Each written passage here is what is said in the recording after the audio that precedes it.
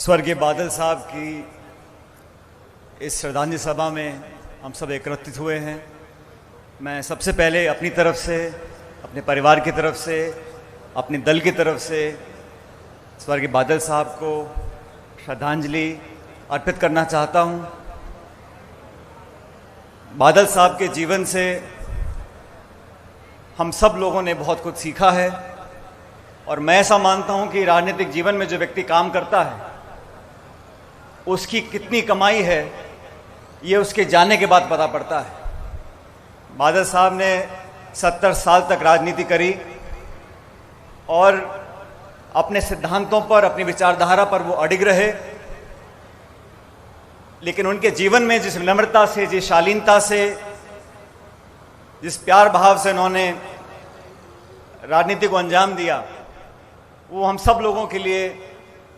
सीखने की बात है। पंजाब सूबे में पिछले 20 साल से जब भी मैं यहां पर राजनीतिक प्रचार करने आया, अपनी पार्टी की बात रखने आया, बादल साहब कई बार सत्ता में रहे, कई बार विपक्ष में रहे, लेकिन ये हम सब लोगों के लिए बहुत बड़ी विरासत है कि राजनीति में विरोध करते हुए भी हम मन में कड़वड़ाहट ना रखें, द्वेष की भावना ना रखें। सैद्धांतिक विरोध हो, वैचारिक विरोध हो, राजनीतिक विरोध हो, लेकिन फिर भी बादल साहब का मुझे याद है, मैंने बचपन से देखा है, सरदार साहब और काका जी, ये दो शब्द वो बोला करते थे और अपने विरोधियों को भी।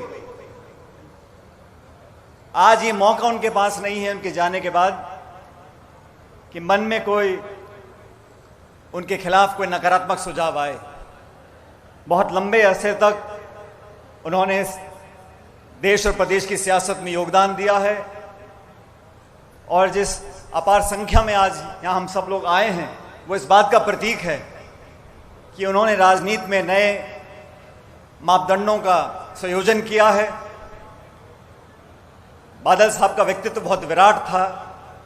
बहुत मधुरभाषी थे और जैसा मैंने पहले कहा,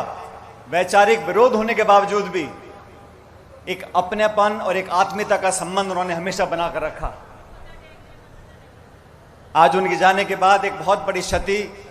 प्रदेश को हुई है, देश को हुई है, राजनीति को हुई है। मैं एक बार फिर बहुत विनम्रतापूर्वक उनकी याद में अपनी तरफ से, अपने परिवार की तरफ से, अपने दल की तरफ से श्रद्धासुमन अर्पित करता हूं और परमपिता परमेश्वर से कामना करता हूं कि उनकी आत्मा को अपने चरणों में शरण देगा और हम सब पर वाहेगुरु की कृपा हमेशा बनी रहेगी। वाहेगुरु जी का खालसा, वाहेगुरु जी की फतेह।